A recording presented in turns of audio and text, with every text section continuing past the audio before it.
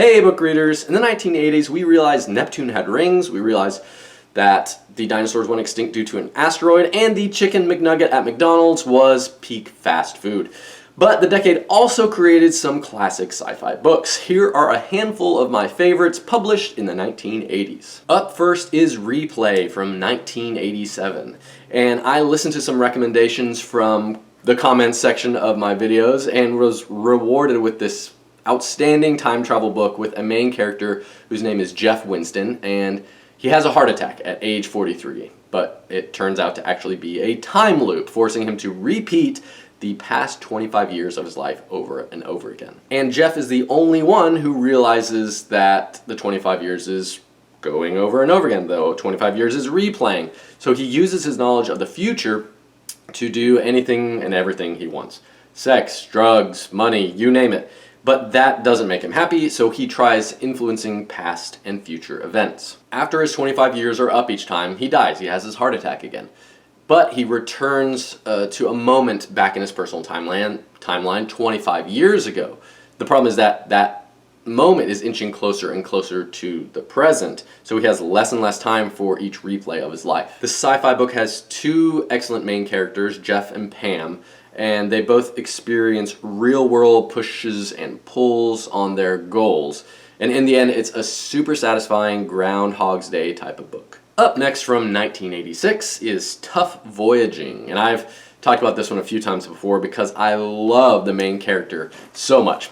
It's not your typical sci-fi book. It's a collection of stories starring Haviland Tough, the galaxy's most unlikely environmental anti-hero. He's this larger-than-life, deadpan, vegetarian loner who stumbles into control of the Ark, which is an ancient ship packed with biotech so powerful that entire planets want to steal it from him. Like I said, it's a collection of stories, and there are so many good ones in here. One is about a planet that loves mutant creatures fighting to the death. There's an overpopulated planet that's slowly starving to death, and a handful more. And for each one, the morally ambiguous Tough has to provide a clever solution to the planet or the people's problems.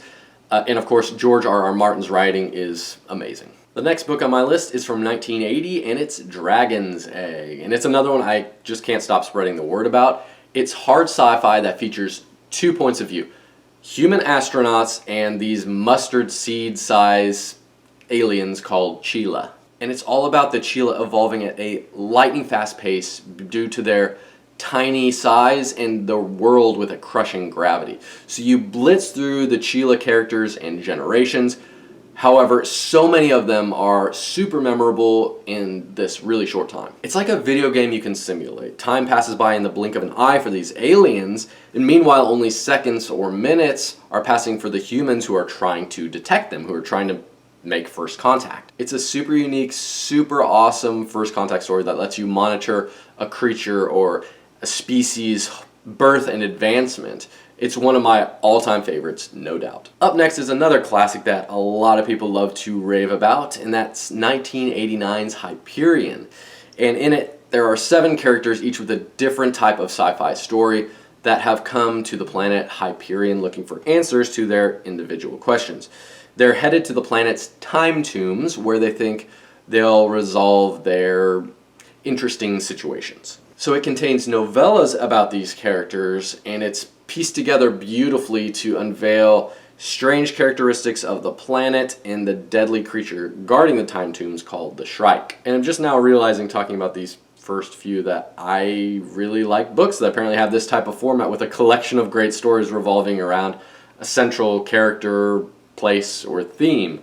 Anyway, Hyperion is one of the best of this kind, for sure. Next up from 1985 is Ender's Game, and this is another modern sci-fi classic that a lot of sci-fi readers are already familiar with.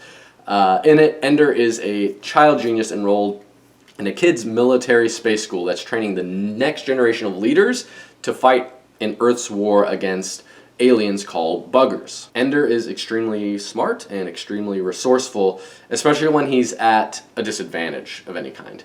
The way it's written does a great job of showing Ender's clever tactics, even when he's backed into a corner. He's in this dog-eat-dog, high-pressure school where only the best and brightest kids survive. And the book's amazing mix of setting, plot, and characters make it unputdownable. And I'm going to keep talking about the Ender saga because the next book in the series is actually maybe even better, and that's 1986's Speaker for the Dead.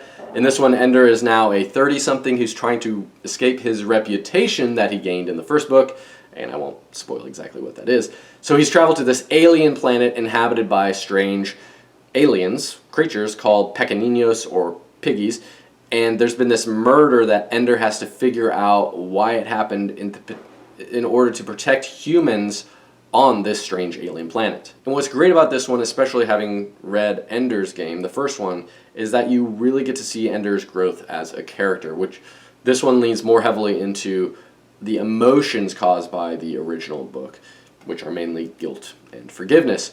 So it's deeper than the original and has this more mature vibe to it. And last on my list from 1987 is Sphere. And this is a psychological sci-fi thriller that follows a group of scientists as they explore a mysterious ancient spaceship resting at the bottom of the South Pacific Ocean. And once they kind of get inside this alien ship, they find a sphere, namesake of the book. And this sphere can bring to life the crew's worries, desires, and wildest imaginings. And it's a deep dive, this book is, into human psychology and fear of the unknown. There's a slow burn to it as it leans into paranoia and maybe a touch of claustrophobia even.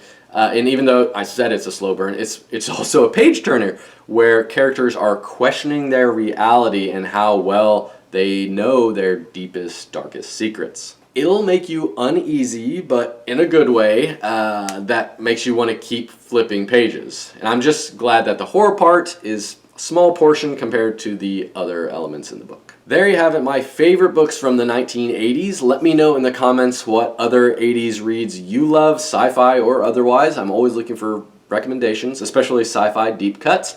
And as always, happy reading.